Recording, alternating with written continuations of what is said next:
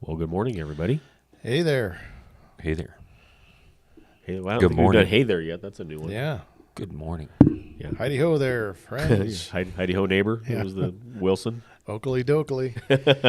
Ned Flanders. People used to call me that, and I don't think it was a complimentary thing. They called Had you a- Ned Flanders, or they Yeah, called it you was- Oakley Dokley? No, the Ned Flanders. Okay. I didn't even know who it was at the time. It was in Spokane when I was working for a company there, and they all knew I was a Christian and Yeah. apparently thought that I was a nerd as well. So I thought you were doing home improvement. I started out there. Okay. I Yeah. just kind of That ran. was Heidi Ho I Neighbor. ran the Right. gamut, you know. Yeah. Right. Yeah. There's a band out there. I don't know. They might even be called like the Ned Flanders band, but like they all dress. They're a heavy metal band, and they all dress like Ned Flanders. Wow. Yeah. and they're like thrash metal or something like that. That makes Yeah. no sense. Nope, it doesn't. May have to see that. But that's their gimmick. Yeah, Google it. You'll find it. Interesting. Speaking of metal, did you hear that they made a sunny Sandoval day in San Diego? Wow. No. That's like huge. Wow. So the actual city of San Diego, Huh. I think it's June 23rd now. Every year is sunny Sandoval My Day. anniversary. That's wild. Well, Lead two singer. things to celebrate now. Yeah, lead singer for POD. Yeah. Anybody didn't know, but it's just that's kind of bizarre. I mean, that's a big city, man. Yeah. Yeah. So His family lives in this area. That's part of the connection They as did. well. So, I think they. did they? I think move? yeah, I think they've been gone for a while. Oh, okay. So. Well, Yeah. Yeah. Yeah, his mom, his dad used to come on the coffee house all the time, and then his Yeah. mom used to come to the women's Bible study Mm-hmm. when the door first planted. And then I think they moved to I want to say like Denver, but they're all from San Diego. So, not that anyone cares. no, but that's it's a big deal if you have a big city like that. Yeah.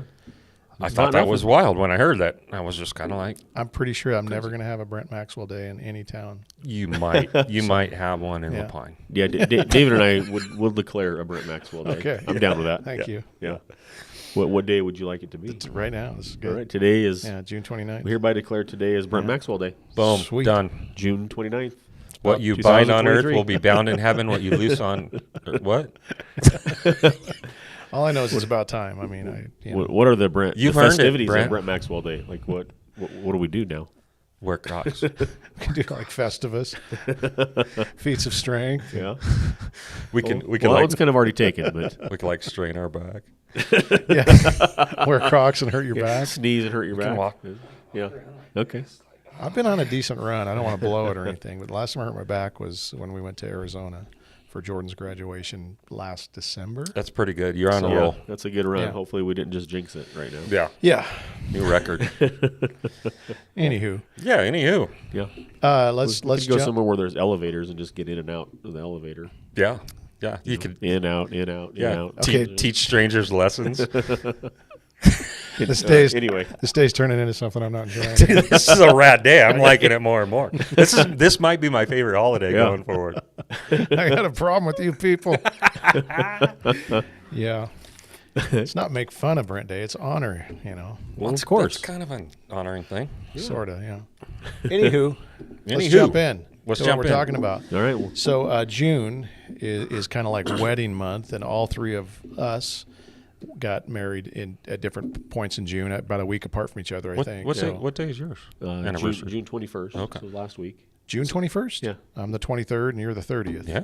Yeah. So- That's pretty close. Within 2 weeks. Yeah. That's Yeah. crazy. So anyway, in light of that, I thought Yeah. it'd be kind of interesting to talk about the subject of marriage. And so to start it out, how long have you been married, and what's something you remember about your wedding day? How many years, David? Well, 30. It'll be 30 in a couple days. So, Yeah. and You said tomorrow, June 30th. yep, Yeah. tomorrow. Yeah, that's tomorrow. Yep. And Chad, You knew that. Chad, stop. And our wedding day, we actually ran away from everyone. We didn't want a big wedding. We wanted a super small wedding. So we ran up into Big Bear, Southern California, into the woods, and went to a small chapel and hired a dude at this chapel to marry us. So we had like maybe 8 people, like immediate family, at our wedding. But what I remember is that people were betting that day on how long it would last. So. Nobody thought 30 years was going to heck, happen. 30 days, man, Yeah. was Yeah. like it, you know. And here you are. Yeah, we were a mess. So, yeah, here we are, 30 years. So, Yeah. Nice. miracle. Pretty cool. Yeah. How about you, Chad? We just celebrated 26 years, so not quite 30 like you guys, but we're on the way. Our wedding day was a first day of summer, June 21st. Beautiful summer day with a nice light breeze until 1 p.m. in the afternoon, and the light breeze was not light anymore. What time was the ceremony? 1 p.m. yeah. Perfect. Yeah, it was in the park. Yeah. So you- God was betting against this I thing. don't know. Maybe it was an omen, Yeah. but it gets worse. But it gets It gets worse. Yeah. I mean, the story ended well. Don't get me Yeah, wrong. But 26 years. Yeah, that's good. the wind picked up, like Jill's veil blew away, and we had an archway, and like somebody had to hold down the archway, even though it was like staked into the ground. It was kind of wobbling in the wind and that kind of thing. And right at the very end, as we were kissing, this tree branch breaks off of a tree and conks Jill's grandma on the head and knocks her out cold. Wow. So like, while we were kissing, we just hear this ah! And we turn around and like there's grandma laying on the ground. Just out cold. Yeah, how cold? Is this like on video anywhere? Probably. Because I wouldn't mind seeing it. This was someday. back in the day when you had like the over-the-shoulder video. No, camera. we had that at ours. Like I think there were a couple Yeah. of those there. Yeah, we had that at ours. Anyway, so they had to call like an ambulance came down into the park and took grandma and took her. I mean, she ended up being okay, but like missed the reception. And Jill's dad wasn't in any of the pictures because he was at the hospital with his mom. And Wow. That was in Prineville? Yeah. Wow. That's hardcore, dude. yeah, I'm sorry. crazy story. That's pretty good. So that's hard to forget. You know that. Yeah. Wow. Yeah. How about you? 33 years this last Friday. Yeah. And then the one thing, I mean, it was a pretty normal wedding all in all, but I was paranoid about people decorating my car because you know how I am. Yeah. Oh yeah. I locked mine in the garage. So I didn't bring the car. And I was very worried about what they were going to do. I don't know why. I don't think anybody would have done anything terrible. Rented a but, car. So no, we didn't. We got. I know what we got, I would have done to somebody's car. So yeah, I Yeah. took precautions too. Well, I wouldn't have even done that, but I still didn't want that. So anyway, we got a ride to the wedding, and then we were there. We're kind of the last few people there that day, and we didn't have a ride, so we were kind of like stuck. So that's what I remember. Unfortunately, we found somebody that was still there, and Yeah. They gave us a ride It was to. long before the days of Uber. Yeah. So we basically stranded ourselves there with no car, which was kind of funny, but. Yeah, it seems like a long time ago in some ways, and in other ways, it's been just kind of a blur. I can't. Yeah. On one hand, I can't remember not being married. I've been married more of my life now than I haven't been, and then in other ways, it's gone by extremely fast too. Yeah. So Yeah. we got married in Coeur d'Alene, by the way. So that was Yeah. when we still lived there, but 1990. Crazy. Oh. Yeah, Crazy. yeah. Well, what kind of preparation did you guys have beforehand?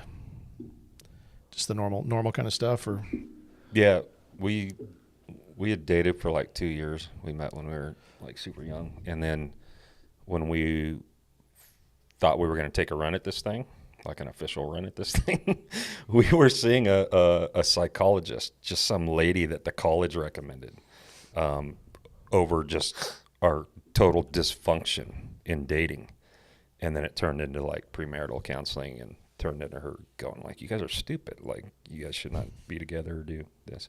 And so then out of anger, I went to my parents' their pastor at their church for biblical premarital counseling.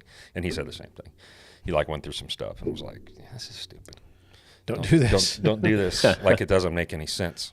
So that was it. And we did live together, unfortunately. So that I probably counts these days as prep. At least people think it does. Right. And yeah, we wish that we would have done things right, but we didn't do things right. So we were full on living as if we were married and in a covenant relationship before we ever were. So yeah, we got off on the wrong foot. So Yeah. that was all our prep stuff. It was all negative. It was all red flags and disaster. So the premarital stuff wasn't necessarily helpful. Or I don't remember it being helpful. You Like, ignored all the advice. I don't remember like walking away with like a nugget, like, oh my gosh, that's going to stick with me the rest of my life with marriage. Like, I don't remember that, but I was just so young and stupid and prideful and defensive and everything else that yeah, I don't think I was able to hear I think in anything. general that does help in a lot of ways when you go through premarital counseling. It kind of prepares you, but Yep. Sure. but it can't fully prepare you. Yeah, I think what I did know going into it more than anything was that this is a big deal and it's for life because I saw my parents do it. Yeah. So like that was something that I had built into me, was watching my parents' marriage and going, this is just what marriage looks like. Right. Like when you commit, you commit. Yeah. And no matter what, and you just, Yeah. you do life together. So until when you die. we marry Yeah. people, we always make sure we have a period of time beforehand where we go through premarital counseling with them. We won't marry somebody without that, just to try to make them as prepared as possible. But yeah, the rubber hits the road after the ceremony when the marriage starts. And I often think we should probably do post-marital Post, counseling. yeah. Yeah, like 6 months to a year afterwards. It's almost more Yeah. important. Yeah. I don't Like- know that like- that ever happens, but it should. No, I think we'll get into that more. You should but- revisit like everything that you go through in premarital counseling at the 1 year mark. yeah. Like about a year into Yeah. marriage, you should go back and recover everything that you covered. And, Yeah. and I think I'm discovering that the more that I marry people and watch their marriages. It's like, The first Yeah. year is the one of the honeymoon, biggest. dude. Pink cloud. Well, you've got that, but then you've also got all the adjustments of trying to awakenings, figure out how to learn the to live with realities. people. Yeah, Right, right, stuff yeah. that just weird stuff. Yeah. That But I starts would to- say you're a little punch drunk, like you're a little, you're kind of on a pink cloud still that first year. But that's about when it starts to kick in. Yeah. So yeah. Yeah. Anyway. Do you guys have Yeah. the typical premarital counseling kind of stuff too? Yeah, I honestly don't really remember anything from it. We dated for a couple of years. We were kind of young and dumb, and Yeah. probably mostly just had one thing on the mind at that point, and didn't pay much attention, I don't think, to the Buying a house? Yeah, that was the one thing. Yeah. Grocery shopping together Good. Moving on. for Pampers. Yeah, and kind of like you, like I don't remember like any kind of nugget or big takeaway. I mean, maybe there was. I mean, it's a long time ago now. Yeah. Yeah, I just don't remember like anything super profound, and I'm not bagging it or saying it was bad or anything like that. It just probably was young and didn't really value it probably for what it was at the time. We had both Joy's dad, because he was part of the ceremony, and then my pastor in Coeur d'Alene, Ashley Day, did part of the counseling since they were both going to be involved in. So you guys had a marrying us. left-right hook. Yeah, it was actually kind of Boom, good. boom. We got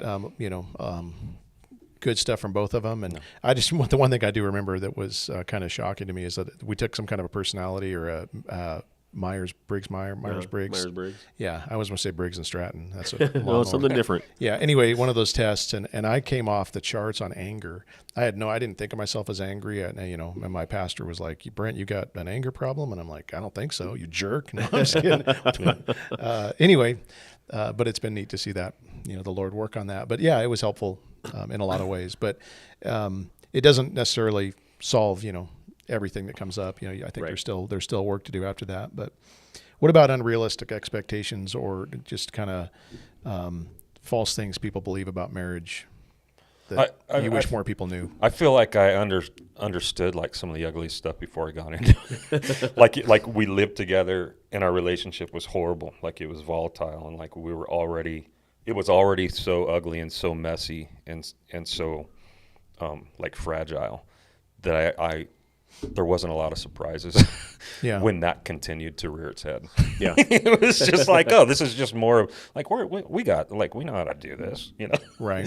which is don't do that. Like don't completely wrong. But what was the question? Well, just unrealistic expectations people have. Yeah, I had none going yeah. into going into marriage, like not you guys. Oh, that other people have. Yeah, just what do you what do you see that's everything, kind all of of it. problematic? Look, we live in like our heads are in the clouds as far as like the stuff that we watch and are influenced by, especially Hollywood stuff. I mean, I think that's where we get our greatest expectations for Yeah. anything in our life, Right. mostly marriage, is that we'll watch a movie that we love.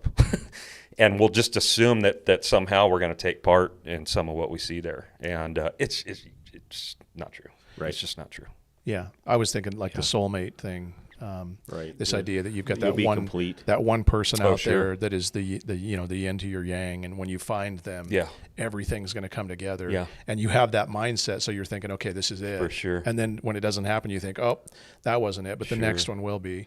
And so you're just kind of running through life trying to find that person, and it seems like I wish more people would understand that The yin to your yang is Christ. Yeah. And he's the only one that can satisfy and complete you. sure. And if you're trying to find another human being to do that, Yeah.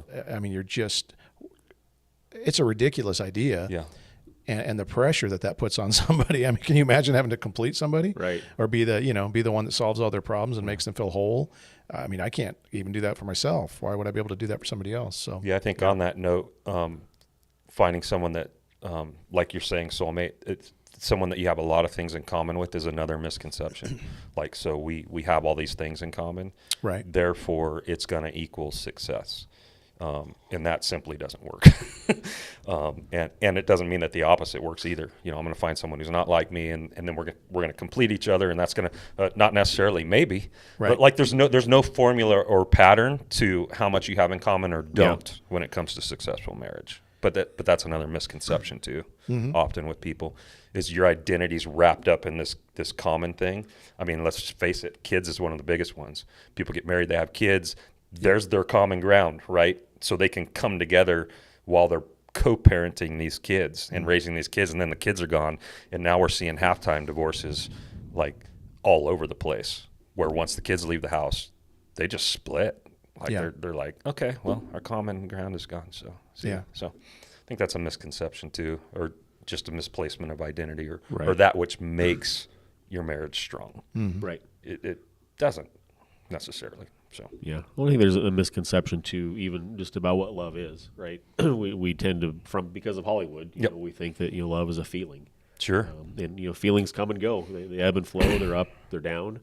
And we live in a culture that, okay, the feelings are down. Well, I'm just going to bail. And I'm Right. going to go do something else or look for someone else. But when we look at Christ's love and we look at how the Bible portrays love, it's a choice much more than it's feelings are involved. Yeah, it's an action. But it's an action. It's a choice. Yep. An intentional choice that you make, especially when you don't feel it. Yep. And so That's why me and my wife are oftentimes still together right yeah. there. I was going to talk about it later, but We'll you get already into brought it. up. Yeah, I figured It's we'd coming, get into yeah. it. All right. But I think that is, marriage is much harder than most people think it's going to be. And if your expectation is that other person is going to, be that one that makes you happy finally, you don't go in thinking that you're going to be the one that makes them happy finally. You go in thinking Yeah. they're going to be the ones that do that for you. And that's, you're setting yourself up for a big shock. So that's kind of the downside. But what do you guys love about being married? You got to come up with something, guys. 'cause When, your when wives will things listen aren't to bad, this. I love it. I mean, two are better than one. It's better to have somebody to share life with. Yeah. It's just better. Yeah. I'm gonna go back and reverse your "you complete me" thing and Yeah. use it in a good way. Yeah. So like she absolutely compliments me in every way. She absolutely brings to the table things that I would fall apart over. Like I would be an absolute disaster without Like this. bills get paid and things Dude. like that. Even in other ways. I mean, she is such a strength, a source of strength. I mean, not replacing the Lord, obviously, but there's just so much that she brings. Sometimes I'll contemplate it, like the longer we're married, like it'll hit me, like what if she dies before me? And I don't want this to sound like I don't idolize her. She's not my idol. Right. But at the same time, like that's sobering because of how much God brings to my life through this woman. Yeah. Right. To consider that I may not have her someday, like blows my mind. And it's just, there's so much happiness and joy that I derive from her. I like the word you use, compliment, Right. rather Yeah. than complete. Right. So Sure. complete and compliment are two very different things. sure. There was a book that somebody gave us before we got married, and it was called Incompatibility: Grounds for a Great Marriage. And it's kind of funny because you think that, no, you have to be compatible on all these things if we're going to, and it's like, no, sometimes, the fact that you're if I was married to somebody just like me, it would probably drive me crazy. Yeah. I'm glad that Joy is very different than me. Sure. And they are some of the same things that will anger you as well. Sure. So, Yeah. Some of those things are the very same yeah. things. Yeah. Right. But when we're in our right mind and they're being used right, we Yeah. know that they're awesome. Yeah. They're not something to be angry at. They're something to be blessed by. Sorry. Yeah, didn't mean no, to I mean, I interrupt just like Joy's very optimistic. She's very go with the flow kind of thing. Me, I'm not necessarily like that. And so to have somebody in my You're life, pretty optimistic. Well, and I'm, pretty go with the flow. I'm working on it. But I mean, part of that's because she's been that way. But my natural tendency was to be more pessimistic and more just, not very adaptable and Are stuff. you And sure? so, yeah, it's true. Anyway, so I love that she's not like me in that regard. She's everything much better. She in hopes that all regard. things, believes all things. All of that stuff, Yeah. So anyway, I love that. Like you had said, that it just makes this journey more enjoyable. Yeah. You've got companionship, all that kind of stuff. Ultimately, Christ is the one that completes me, and I know that, and that's where my hope is found, and that's where my joy is wrapped up in that relationship. And yet, marriage is this wonderful thing that kind of just is an addition to that. Right. Yeah. It's a good gift from God. Yeah, for sure. Yeah. Yeah. I'm trying to look at what I'll just skip ahead a little bit here and say Paul Tripp in his book on marriage makes the argument that the biggest problem in your marriage is you. What do you guys think about that? What does he mean? Do you agree? What do I'm you think? deeply offended by what he said here. Yeah, we all are. Yeah. I mean, is this even disputable? Well, I like, think people don't want to. I mean, Yeah, I nobody think, wants I to think admit people it. because so many people would say, No, no, no, yeah, they're the yeah. problem. Right. No, for sure. If only they I mean, we would, hear if it all she the time, would, if right? he would, yeah. When we go into rescue, do marital counseling because it's in shambles. It's just finger pointing. Right. Yeah. And this is just true. I wish people would understand this. Like, Yeah. it's like, stop being about you. And like, she'll change overnight and he'll change overnight just Right. because of you not being about you. Yeah. Right. It doesn't mean that it's taking care of other things that are happening, but like, it's a perspective thing. It starts with who's most important. Yeah. I mean, that has so much to do with how we approach and what we receive out of a relationship is what our disposition is. Is it us at the center of it, or is it others, like the Bible says? It Yeah. just changes everything. I read once a quote from Mark Dever. It wasn't even in the context of marriage, but I think it really applies. And he says it's a shameful thing to be an expert in the sin of another. And spouses, like we're experts in each other's sin, right? Spouses know each other's sin at a level that, like my wife knows my sin at a level that you guys don't know. And I know her sin at a level that nobody else knows. And so it makes it easy to point the finger. And it's a messed up thing, but it's easy to default to that. Yeah. In some sense, though, the idea that you're fully known by that person Right. more than anybody else and still fully loved is something that Are you going Keller on us? yes, Yeah. a little bit, because I think that's something when I talk to people a lot, when they have that grass is greener or there's somebody else out there for me kind of mentality, I try to remind them, it's like you found somebody that knows you, like the real you, Yeah. and wanted to say vows and Right. and marry you, and That's a big you're deal. and you're not seeing the value in that. It's like, this isn't, you have this idea of something else out there maybe, but there's very few people that are going to put up with the real you. Yeah. I think that was kind of what was behind it. Our 25 years, I asked her to marry me again. And part of it was just because of the way we married each other the first time and Yeah. did everything wrong and things we didn't know and ways we didn't love each other. And now we had this 25 years of having kids and going through life and growing in the Lord. And so I wanted to do that again. But that was, I think, maybe the biggest thing for me was marriage. The first time I didn't know that much. Like, oh, she fully knows all the bad things about me. And, but 25 years later, I knew that about her, that she has absolutely seen me in my worst, darkest, ugliest moments. Right.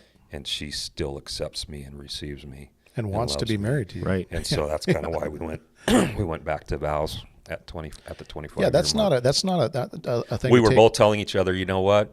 Considering everything that we've Yeah. lived through, I will do this again. Right. Yeah. Yeah. That's not something to take lightly. So if you found somebody that knows, you're good, bad, and the ugly Yep. about you, and they want to be married to you, value that. Yep. I mean, that's an amazing Yeah, thing. for sure. Absolutely. For sure. The idea that you're the biggest problem in your marriage, or the biggest problem in your marriage is me. I know that rubs us the wrong way and doesn't, but it's true. When It's so I start to freeing. look at when I start to look at the problems that are going on in my marriage, the things that I want to complain about, I can almost always, if I'm being honest, look back and see that it's something that I am contributing to. Yep. If I would do this different, if I would talk to her different, if I would, just whatever it is, love her better, these things wouldn't probably be going on. Not every time, but in general, that's just a truth. Look, that exists. there are days when she is the biggest enemy to me on earth. Yeah. And there are days where I feel so blessed by her. And the difference on those days is where I'm putting myself in that marriage. Yeah. Every single time. Yeah. Like it's not rocket science. It's how I'm viewing me Yeah. in the midst of that marriage. Am I less self or more self? And it directly goes to how I interpret the whole thing. Yeah, it's funny they have the love languages. People say there's these different ideas, and it's helpful to think in these terms, because when you know what your love language is and know what your wife's love language is, you can have a target to kind of shoot at and try to express love properly. But my love language is self. that's not on the list of the love languages. I think that's a universal one. But bro. that's like if I think about me, that's it. Yeah. I just I'm selfish. And I want everything to work my way, and I want everything to go my way, and I want, it's just, so I am the biggest problem in my marriage. I'll second that about you. Yeah. Well, and again, when you can get to that understanding and realize it is revolutionary. It changes It is, everything. yeah. You already said that, but it does change everything. It's freedom. Like that's where the liberation and the freedom is. Yep. From like just the sin and the oppression and the fight that goes on and the let's move on. Yeah. So things that have helped your marriage to work. I know there's a lot of different things we could probably talk about here, and I know what the big E on the eye chart's going to be here. But what are some things that have helped your marriage to work over the years? Just kind of as far as advice to maybe help people that are listening. I mean, I think you said it earlier, alluded to it earlier, that you went into it just kind of knowing that this is a lifelong commitment, and like there just wasn't any other option, and that's completely lost on our culture today by far. And I don't know how we recover that, but that same for me. I mean, I just went into it just knowing like, okay, this is a lifelong commitment, and there's days where the commitment's not that hard, and days where the commitment is kind of hard. Yeah. For sure. But just in my mind, there's not another option. Now that forces you to work through things that you would otherwise just walk away from when you have that mindset. Well, you start to find yourself fighting for the marriage rather than fighting against it, right? And that's what's lost. I think one of the big things for me, on top of seeing that in my parents first and foremost, and having that worldview as a result of seeing it in them, was then my personal relationship with Christ through those years of marriage. Is I was actually growing toward him during the marriage. Even in hard times of marriage, I was still directional toward him, which means I was in his word. And the more I was in his word, the more I was convinced of why covenant matters, lifelong marriage matters. Like, so I had this idea and this picture of it from my parents at first, but then it became a personal conviction and reality as a result of growing closer to Christ. Right. And so it's more than just what you do. Yes. Right. And that's what caused me day by day to fight for my marriage rather than run from it. The other thing I think is what you mentioned earlier is I came to a realization over the years that love is also a choice and an action. There are times I had no love for that woman, just to be completely honest. That woman. No love for that woman at all. I felt nothing. Yeah. I felt nothing for her, and yet I knew that there was love that was able to be extended to her, even though I didn't feel it, and that needed to be extended to her, even though I didn't feel it. And I know that she's done the same thing for me. And so again, it comes back to just some of the stuff that we've just been handed just a bunk deal on definitions of some of these things, as far as how the world portrays them and stuff. And the Bible, again, just liberates us when we even discover what love is and what it looks like and how many different forms it has and how it conquers everything in all of its different forms. The only way, and sorry if I'm jumping ahead a little bit, but the only way that that we can actively make a choice to love when we're not feeling it is if we know Christ. Right? Exactly. Because we're still seeing what it looks like, and we're experiencing what it looks like, not from this source, but from this source, which allows us then to go ahead and dispense it to this source, right? So, well, and I agree with that, but even beyond that, what I watched even in your marriage, and I think anybody that applies this is going to find that when you accept the role that God has given you as a man and accept the role that God has given you as a woman in His Word, you'll find it in Ephesians chapter 5 primarily, and then Colossians as well. We could look at it, but basically the idea that men are called to love their wives the way Christ loved the church, gave Himself for her. That's a self-sacrificing love. That means it includes emotion, but it's that protection, that care, that cherishing, all those kinds of things. That's what we have been called to do, regardless of what she does, Right. Yep. unto the Lord as an act of obedience and worship to Him. And wives are called to submit to their husbands and respect them, to basically honor them in that role that God has placed them as the head in their relationship. Yep. And again, not because they deserve it, not because they're respectable, not because they, any of that, but because it's what God has asked them Right. to do. And so unto God, apart from what they do, whether they deserve it or not, they're supposed to do this. Yeah. When you do this, when you put it into practice, what God has designed and desires, it stinking works. Well, you'll withstand Yeah. anything. You will withstand anything. Yeah. I don't care what storm or circumstance Well, or that's why- scenario the world throws at you or Satan throws at your Right. marriage. You will stand up under it. That's why you and Carrie are married.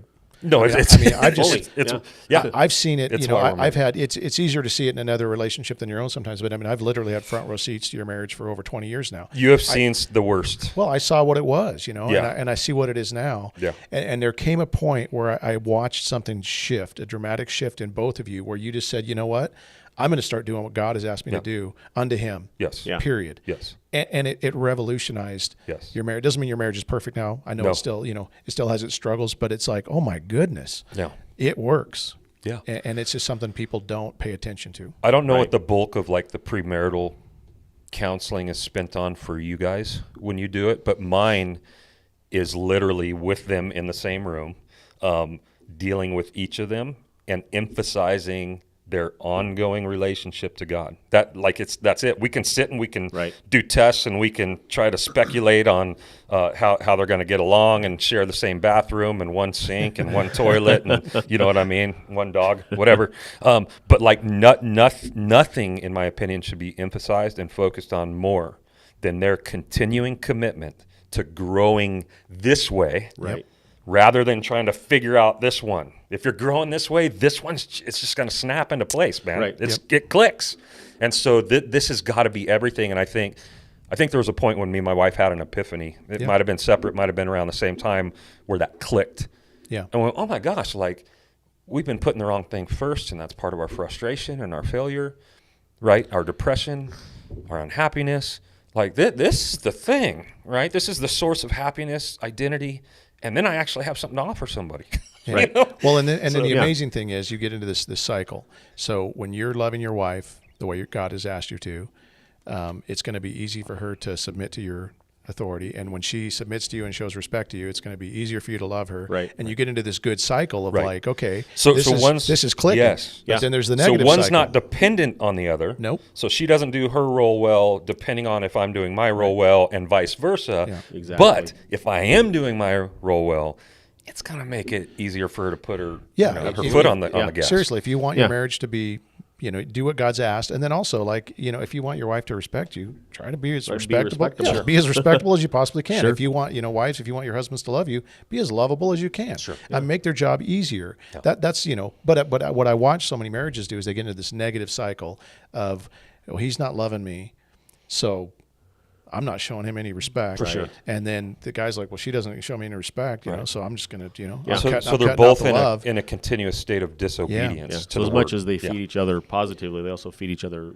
on the reverse. You're in Yeah. one of those. Negatively. You're in one of those For sure. cycles, and you can really see it when you sit down and talk with people. sure. You're Yeah. either in this negative cycle or you're in the For godly sure. cycle. Right. And one works and one destroys a For marriage. sure. But So, the focus yeah. should never be, is this dude doing the Ephesians 5 Correct. thing, and is this woman be that? That's the whole reason we did a sermon once where we kicked the women out, talked to the men. Like, it's none of your business how they're doing. Some of the biggest testimonies to me have been women or men that are married to a spouse who is just a mess in every way, spiritually, relationally. They're like horrible, and yet this person is so committed to God.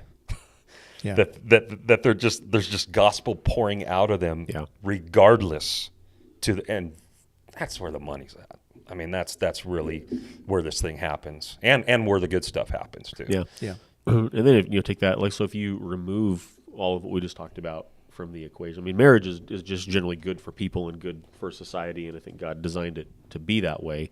But when you remove the Christian aspect from marriage, like you just put a huge doomed. barrier in front of you, like there's a brick wall in front of you. It's surprising then that any of them survived. Right. That there's any lifelong marriages with non-believers. Right. Like that's the Yeah. part that blows my mind. Yeah. Well, the interesting thing is an unbeliever can implement what totally. we just talked about, and totally. it actually it works. Because it's God's design. It's and God's He design. designed it So to work. you follow the blueprints that He's given to us, and it's like, hey, wow, this actually There's works. basic life wisdom, Yeah. even for marriage Absolutely. in the Bible. But even with all that, Yeah, it blows my mind that without the most important piece, Yeah. anyone has a lifelong marriage that's even happy. Right. And sometimes I mean, you're people building get a away house with without blueprints, and how do you think that's going it. to It's go? crazy. yeah. Why is it so important for Christian marriages to succeed? I mean, Ephesians 5 tells us that the mystery of marriage There it is the gospel. Yep. Yeah, And so God has given us in His good design for marriage a way to show the world Yep. the gospel, to display the gospel to the world. And so when we as Christians don't get marriage right, we're kind of marring the image of the gospel that God has given us. that's it. I think it's like the single greatest visual testimony to the gospel Yeah. that God has given to human beings is marriage. Yeah, And- yeah. You've and got that's you've exactly got right a what Chad God just that said. has every reason every day To divorce us. to walk away. to leave us, forsake us, find somebody Yep. better, Yep. and he doesn't. He doesn't. He He stays. stays. you know? And he And- loves perfectly. Yep. Yes. Yep. To a bride that's unfaithful, that's not very lovely, that's cheating on him. I mean, it's just, and yet he stays. And this is this is the heart of what the gospel This is the message gospel, is. And so when we walk away from our marriages, and again, there's times when this happens, and I know that there's people. We're not trying to beat anybody up right now. No. But I just wish more people understood the testimony to the world that that Christian marriage is. Yep. And what it says about the gospel and what it says about our God, Yep. and just put more time and thought into that than sometimes maybe they do. Yeah. So, Agreed. yeah. So I'm going to ask you that. What would you say to a person then that's been divorced? Because obviously, 50% of marriages end in divorce, which means about half of our people probably Right. have been through this. Yeah. And I think a lot of times you end up putting like a red D on their chest and. Yeah. An Yeah. armband. Yeah, With, yeah. with a red Yeah. D. Yeah. Yeah. So what would you say to somebody that's been divorced? I would say the same thing that you just said. I would actually take that and move it over where the gospel is everything, and it needs to be everything, even in your divorce. So there could be disobedience, there could be things that you could have done better or whatever. But even in that brokenness, for a believer, they need to still know that Christ is everything for them, that He Yeah. has not divorced them. So I think it starts with the guilt that someone can buy into immediately following that, and that is that the gospel is just as good here. He makes everything new. Yeah. His mercies are new every day. Again, that's not. Some people don't want to lead with that because it just makes us think that it's not a very big deal, and we're letting grace abound, and yep, God's just going to love me anyway. But it's a different thing than that. For someone who's broken over it, and someone who's weighed down with guilt over it, because it's meaningful to them, I think that we need to start with the gospel in someone's divorce. Okay. Yeah. Amen. That's good. Well, I think if you were to talk to anybody that's gone through it, it's like a bomb goes off in their life. I mean, Yeah, for sure. it's no small thing, and so Right. The guilt and the feeling of shame and embarrassment and everything, because it's a big deal to not have that work out Right. when you thought it was going to, and sometimes you have control over it, and sometimes you don't, depending on the scenario. Yeah. So I think that's the excellent starting point. Yeah. Although in our culture now, it's a less shameful thing than it used to be. That's the problem, and is it's there's- more. yeah. Even now, it can be kind of a badge because I'm doing what's Yeah. best for me, or Yeah. seeking my own happiness. Yeah. Again, we just have kind of a jacked up Even in view the church. of things, so it's less shameful. But God redeems, and that's what I would say to somebody is like, we have the hope as Christians of redemption. So kind of no matter what's behind me, I can look forward to redemption that can only come through Christ, and so He can redeem my mistakes and whatever I contributed to a past divorce or whatever. Yep. If I didn't have the hope of redemption, I just think about this in my life almost on a daily basis. If I didn't have the hope of redemption, I wouldn't sleep. For sure. But have the Yeah. hope that Christ can and will redeem anything that Yeah, I because screw up. if you, assuming you are a pretty mature believer, that you've been in the Lord a long time and you're solid, and like you can think that you have this mark on you before God. It could Yeah. be this thing that always mars you in your relationship with the Lord. that you always go back there and say, well, this is just what I am. Yeah. This is just how God sees me. And we need to understand that, that he sees us well beyond Yeah. that. It is a different thing because repentance in regards to a divorce is a hard thing to quantify or define. Sure. When has that happened, or when has it been enough, or what, And so because you're in a state of this, you can't necessarily fix it. So Yeah. for people that are in this kind of where is repentance done and where is redemption, when has it taken place? And I guess for me, I would just say if you've done everything you can to make the situation right, whatever that looks like. Obviously, there doesn't mean you necessarily get remarried, but you've gone and taken all the steps that God would have you take to make sure that you've done what you can. Maybe that means reconciliation. Maybe it just means apologizing. Yeah. There comes a point where you've repented to the degree that you can, and then you have to believe the gospel and know that in Christ you are forgiven. Yeah. And live in that freedom of forgiveness, which is something that is, and then, hopefully the church does a good job of that as well, because we can be the worst in that regard. So I have a question for you guys Yeah. regarding this, and I already think I know the answer. Have you guys ever been in a position where you have suggested divorce to somebody? I have not. The hard thing is that separation, yes, I have, because there could be some danger involved. There could be a situation where somebody is. I would not want to suggest divorce. The problem is that the way our culture is set up and the way our legal system is set up and the way our financial stuff is set up, that if you stay married and don't get some kind of the paper that says this, you've still got this weird situation financially and in every way. It gets complicated. Separation leaves everything in limbo. Yeah. And it's like, no, we need to poop or get off the pot. Right. like I need money, I need closure, I need, you know what I mean? And so I would say, this is a last kind of resort thing, but I would separation has to happen sometimes. If divorce has to happen, for a legal reason or whatever, I would still say, in the sight of God, this is still, the goal is to fix this until there is no way that it can be fixed. Yeah, and so I would not. I would write off remarriage. I would say, don't even think about that. It's crazy to me how many people get divorced and get remarried within a year. So So this is one of the things, back to your question, that I was thinking, what are some of the ways you pastor someone that's come out of that? And that is one of the first ones, is go ahead and be married to God, even more so than you ever were before right now. Don't do the rebound thing. Don't medicate with somebody else. Don't get on a dating site. Don't open your eyes looking for this next Sunday when you walk into church. Be even more married to God for a while. Yeah. Let him refresh you and fill you and grow you through what this is that you just went through. Sure. Don't even look over here. Make this your full commitment and your full relationship. I mean, and then of course there's that thing where you have, 10 years down the road that person's left you, they've gotten remarried. Sure. God brings somebody into your life. Again, I would say, let your pastors, let the people that know you and love you the most guide you through that time. Don't go into another marriage lightly. I've seen them work. And praise God that He's redemptive and it can. I've seen some beautiful second marriages take place of Christian couples that I admire their marriage. God has blessed them. I mean, it can happen, but I've seen far more, no doubt, that end within a year. Yeah, and then the third one does the same thing, and the fourth. It's just at some point you've got to stop looking to that. Well, that is the you answer. Entangle your life with somebody else's untangling, unbaking the cake, so to speak. It's always complicated. Even if it's kind of beyond repair, can't be fixed. I mean, just always complicated, no matter what. And it just kind of boggles my mind that people are so quick to go do that again without thinking about, okay, where did the last one? Well, it goes back to our first unrealistic expectation. Yep. It's the idea that when I find that person, I'll finally be happy. Right. Yeah. And it's that's not how it works. Yeah, So. there's and a a lot reason of time, that God has designed marriage to be, one man, one woman, monogamous for life.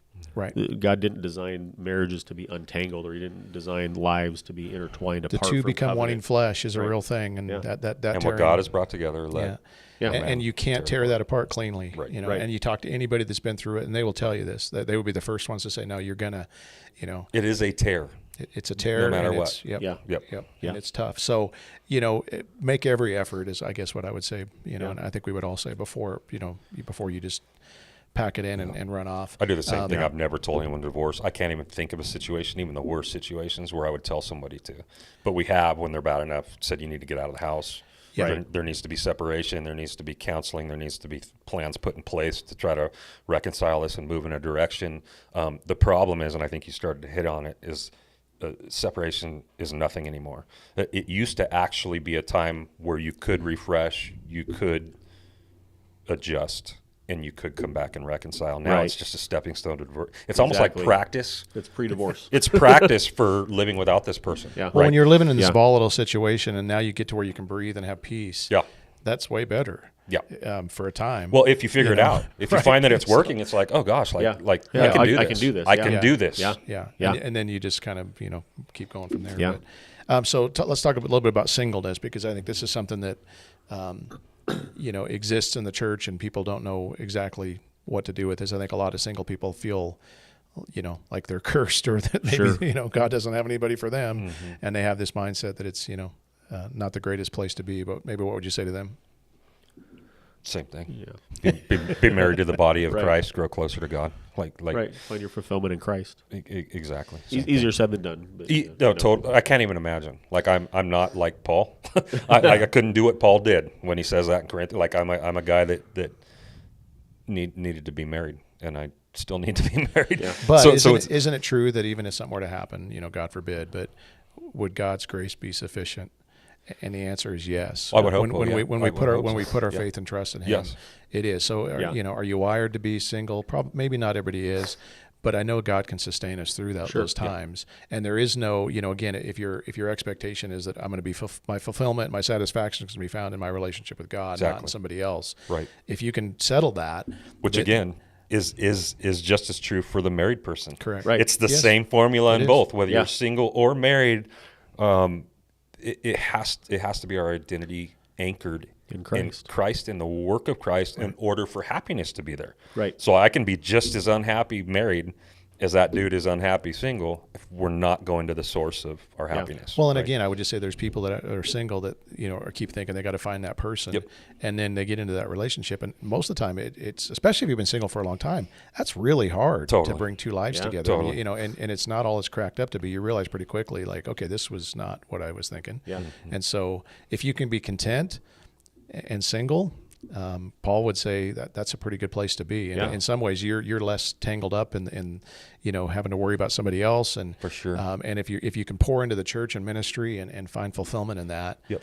it's actually a great place Yep, to marry to, the church. to be. Yeah, Paul, Yeah. Paul actually goes into that. That's the context of the singleness statement that he makes. Like, I wish First you were like Corinthians 7-ish. it is 7. Yeah. Where it's like when you're not married, when you're single like me, like the sky's the limit with what you can do for God, with Yeah. the way you can pour your life out for the gospel, and where you can go and how you do it. Like, you don't have these, he calls them worldly things Yeah. that you have to take care of first, being a wife and a job and kids, and right. And so like there's so many assets as far as just all full running full stop Sure. for the Yeah. Lord. Well, at the end of the day, Don't know why I had a hard time getting that out just now. I had like 4 different things going through my head. being married and being single are both require faith in God. Yeah. And that's where your contentment comes from, Yeah. is trusting God in your marriage or trusting God in your singleness. Totally. And again, easier said than done. Right. But both are an act of faith in God at the end of the day. Yep. And if you do get to that point, as a single person where you think you found somebody or whatever, don't make that decision alone. Bring your church family, Yeah. especially your church pastors, hopefully into that, to try to make sure that everybody sees this as a good thing. And not, Yeah. a lot of heartache could be avoided if people would just I don't know, involve some more people in that decision. Yes. People Yeah. that know them and love them and can see with a little bit more Yes. clarity. Because when you got the love blinders on or whatever, the love goggles, I don't know what that's a silly thing, but you don't see right. Yeah. Love goggles. It's pretty good, isn't it? Beer goggles Yes. are the thing. I've never heard Yeah. of love goggles, but You I get guess the it makes idea. sense. You just see things the way you want to see them because you Yes. got you got the little warm squishy feelings, and all of a Yeah, sudden yeah. you're not being practical or realistic about things Yeah. because Yeah. And we So know here it we are. when we're not sharing it, right? I mean, we Yeah. know why we're not sharing it. We know why we're not asking for counsel. Well, we'll see people Yeah. disappear for a while and then they come back, They come back married. engaged or married. Right. But I got. And it doesn't mean it won't work. Congratulations. But often, Yeah. it's not. It's troublesome. So Yeah, I mean, when we buck God's design, like we're just again putting a barrier in front of us, shooting ourselves Yeah. in the foot, and people just don't get it. what about somebody right now who's struggling in their marriage? What would you say to them? I think there's this. I think we said it all, but Yeah. Well, I would say this, I guess, because I think there's people that are just ashamed or embarrassed to talk about problems in their marriage, to say that they're struggling. Everybody just pretends like it's going along well, and we all have struggles in our Yes. marriage. This is not an uncommon thing. And so, to just know that you don't have to keep this secret. Is it embarrassing? Sure. But, get help. Yeah. Talk about it. Open up to somebody and let them know what's going on, and don't just keep it secret, because there is help, there's support, there's Yeah. prayer, there's so many things, counseling, there's so many things that can help you. Don't go it alone. Yeah. And just, especially if it's already been festering for a while, Yeah. do something now. Yep. That's part of what Yeah. saved our marriage too. Yeah. Is not keeping it to ourselves and saving face and going, oh gosh, this is too shameful to share with the church, because everyone here has smiles on in their marriage. Yeah. And we let people know, and we got counsel and we got help, and is it humiliating? Yeah, but again, do we want to save the marriage, or do we want to look good as we Look, go down? there's this Right. there's this Instagram version of marriage and family that exists that's not real. Yeah. And we see Right. it, and We we all see know that it's not we real. see all these pictures, and we just think, and then we can just tell you that we see these pictures of these families all the time, and even in our own families, there's real struggles. Yep. This week some struggles came into our family, and they were hard, and I bet some struggles came into yours as well. And we can always pretend like it doesn't exist, but don't think you're the only one out there that's going through things. Yeah. You're not. Yeah. And it's better to be open and honest and talk sure. about them. Get some help. I'm remembering as you're talking several years ago, was in a church where this guy had been coming not very long, maybe a month, and he was a guy like some of us had grown up with him, so we knew him. Big dude, probably 6'3", and he was a Golden Glove boxer, just tough guy, man's man. And kind of stuff hit the fan in his life, which prompted him to start coming to church. And there was a Wednesday night where he just stood up, and this, we didn't have a sharing time at our church, so this was kind of weird. But he just stood up, this big beast of a man, and just started crying and said, my marriage is struggling and I need help and I'm at my wit's end. That's awesome. And it was cool. I mean, people gathered around him and prayed for him and sort of walking with him through this struggle. And we watched, a marriage turn around just because of this guy's humility, to stand up and say a shameful and embarrassing thing in front of, some people he didn't know all that well. And God used it, to bring redemption into their marriage. Yep. And it was a beautiful thing. This is what church is supposed to be. Yeah. For sure. Absolutely. What about resources, helpful resources, or people, things we could maybe steer some people towards that have been helpful to you? Or I think we probably all would have the same couple of books at least on our list. The Paul Tripp book. I think they just renamed it, but it was previously it was called "What Were You Expecting?" I don't know what the What did you name of it expect? is, Yeah. or what did you expect? Yeah, it's called something else now. Yeah. And I've said this before. Paul Tripp understands, the human. He gets in your head. More than anybody I know. And then Tim Keller's book, The Meaning of Marriage, where, Keller understands kind of humanity as a whole. Those are both, I think, just really fantastic resources. There's probably others out there, but those are a couple of go-tos, on my short list. Piper's got a book called This Momentary Marriage. Yeah, Yeah. Momentary Marriage. Yep, that's also good. The Tripp is series, the marriage seminar, we have access to that, the video series of it, and we would also, if you're watching and you'd be interested in that, we would get another one going here at the church. If we had enough people that were. Not enough people, just people that were interested in going through it. We would do that, on a weeknight or something like that as well. And the other resource I would just point out is you've got 3 pastors that have been married for a long time, and we don't have perfect marriages, but we believe in biblical marriage. We believe in keeping marriages together for the sake of the gospel, and without charge, we would spend a lot of time with you, happily, to try to help you through your marriage stuff. So many people don't want to embarrass themselves by going to their pastors. They want to find somebody else out there that they can talk to. Secular counseling can be helpful at times, but we would be committed to giving you biblical counseling, and I think God's desire and design for marriage is really clear. Yeah. So that's another option. Yeah, and that's a great point about secular counseling, that it can be helpful, but it's not the gospel. You're not going to get the gospel in secular counseling. And I don't want to sit here and bag on secular counseling, but it's just going to fall short of Well, I think they're into actually even the going to issues. very often do the opposite of what we just said, Right. And say the biggest problem in your marriage is something outside of you, Yeah. and try to tell you. I think they'll be really good at giving you practicalities and helps, which is good. But I think they'll also be very good at framing everything in a way to still make you think that you're the most important person in that marriage. Correct. And that's Sure. the problem. It is. Yeah. Yeah. We need to kill that part. Yep. Agreed. Okay. That's all I got. I fellas. I appreciate you guys. I appreciate your marriages. I appreciate that you guys have been married for so long. I love when I run into people these days, like older couples that are like, oh, we've been married 40 years or 50 years. And like, it's so cool because you don't see it anymore. Yeah. Right. You still see we're people. starting to get to be those people. We're starting to, I mean, we're on the way there, by the grace of God, like my hope is that we will be. My Yeah. hope is that I will be married 40 years or 50 years and have some youngster come Yeah. up and be like, how long have you guys been together? It's like, since we were 16, like we've been married 50 years, I have an aunt and uncle that celebrated 62 years this year. Yeah, that's crazy. Yeah, I mean, Yeah. who's married that? I mean, people just usually don't live long enough to be married. Yeah, for sure. 62 years. That's a feat. Yeah. Yeah. Yeah. Awesome. Yeah. One of you guys want to pray? Yeah, I'll pray. God, thanks for today and for our discussion. Pray that it was helpful to people.